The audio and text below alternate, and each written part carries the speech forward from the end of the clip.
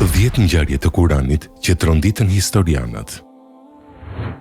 Si mundet që një njeri në shekullin e 7, në mes të një shkretëtire të izoluar, pa biblioteka dhe pa mjete kërkimore, të dinte detaje të fshehura historike që arkeologjia do t'i zbulonte vetëm në shekujt 19 dhe 20.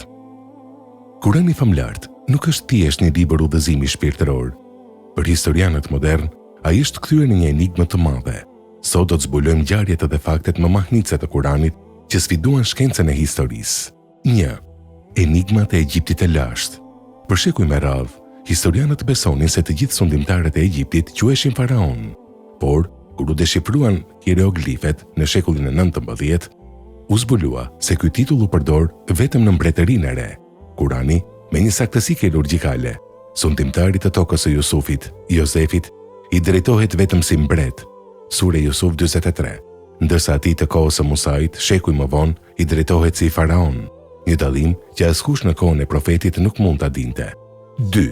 Haman, arkitekti i gjetur. Në suren El Kasas, faraoni thot ministrit të tij Hamanit të ndërtojë një kull të lartë prej balte të pjekur. Historianët perëndimor thoshin se Hamani nuk ka ekzistuar kurrë në Egjipt, por pas deshifrimit të gurit të rozetës në dokumentet antike egjiptiane, u gjet eksaktësisht emri Haman, i titulluar si shefi i punëtorëve të gurores së gurit. 3. Ruajtja e trupit të faraonit. Në suren Yunus ajeti 92, në momentin e mbytjes së faraonit në detin e kuq, Allahu thot: Sot ne do ta shpëtojmë trupin tënd, që të jesh një shenjë paralajmërim për ata që vijnë pas teje. Sure Yunus 92. Kur profeti Muhammed alayhis salam e lexoi këtë ajet, mumjet e faraonëve ishin të groposura thellë në luginën e mbretërve, krejtësisht të panjohura për botën. Ato u zbuluan vetëm në fund të shekullit të 19, eksaktësisht të ruajtura ashtu siç premtoi Kurani. 4. Qyteti Atlantid. Në suren El Fajr, Kurani përmend popullin Ad dhe qytetin e tyre, Iramin e shtyllave të larta, të cilit nuk i ishte ndërtuar asnjë i ngjashëm në tokë. Për historianët, ky ishte thjesht një mit. Por në vitet 1990, satelitët e NASA-s zbuluan në rërën e Omanit qytetin e humbur të Ubarit, Iramit, me strukturat e tij unike, me shtyllat gjigande 8-këndshme. 5. Shtëpitë në male të popullit Thamud.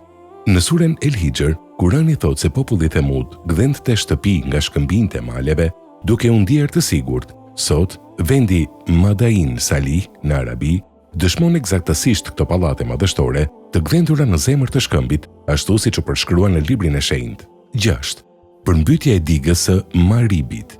Populli Sebeve. Kurani në suren Sebe flet për një popull që kishte kopshte të mrekullueshme, por që u shkatëruan nga një përmbytje e madhe, Selula Rim, kur diga e tyre u ça. Arkeologët kanë gjetur rënojat e kësaj dige gjigande në Yemen dhe konfirmuan se rënja e saj shkatërroi tërësisht civilizimin e tyre. 7. Profecia e Romës, Bizantit. Në vitin 614, perandoria persiane e dëmtoi Bizantin e krishterë. Të gjithë menduan se Roma ra përgjithmonë, por Kurani shpalli një profeci të pamundur në suren Er-Rum. Bizantinët u mposhtën në tokën më të ulët, por pas mposhtjes së tyre, ata do të fitojnë brenda pak viteve. Surja Rum 2:4. Dhe ashtu ndodhi. Në vitin 624, persianët korrën një fitore të jashtëzakonshme. Por ajo që e habiti më shumë gjeografët modern ishte fjala Adnal Ard, që do të thotë toka më e ulët. Betejë u zhvillua pranë detit të vdekur, i cili sot njihet shkencërisht si pika më e ulët toksore në planet, plot 430 metra në nivelin e detit. 8. Ruajtja e Kuranit. Në suren El Hijr ajeti 9, Zoti premtoi: Ne e kemi zbritur Kuranin dhe ne do ta ruajmë atë. Dorëshkrimet e para si ai i Birminghamit, të datuara eksaktësisht në kohën e profetit, vërtetojnë historikisht se asnjë shkronjë nuk ka ndryshuar në 1400 vjet. 9. Karuni dhe thesaret e tij. Kurani përshkruan pasurinë e Karunit në Egjipt, çelësat e të cilit ishin aq të rëndë sa vështirë të mbaheshin nga një grup njerëzish të fuqishëm. Gjetjet arkeologjike të thesareve të periudhave të tilla dëshmojnë sistemet komplekse të depozitimit që përkojnë me historinë kuranore. 10. Banorët e shpellës, Eshabul Kef. Një ngjarje që profeti alayhis salam e tregoi me detaje pasi u pyet nga paria e Mekës.